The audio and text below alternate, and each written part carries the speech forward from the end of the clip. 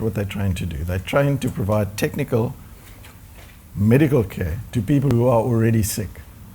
And so if we get the NHI right, and we also extend the thinking that Robert was speaking about to other sectors, then this is possible in this country.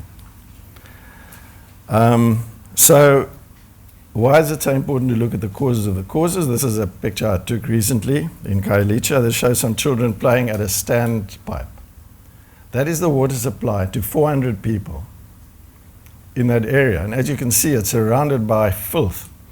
This is not 20 minutes from where we're sitting now, is where the conditions under which people are living.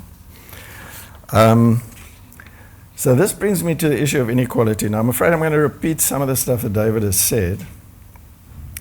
This slide I made a few years ago, it comes from the presidency. It shows you in the blue and green bars the income of the richest 10 and 20% of South Africans. And if you use a telescope from the back there, you'll see two little brownish dots at the bottom. That's the income of the poorest 10 and 20% of the country. This gap is a time bomb. You know, nothing is going to work unless we close this gap. Nothing. Everything will fall apart. And again, this is a recent study by Leibrand and others that shows you, if you look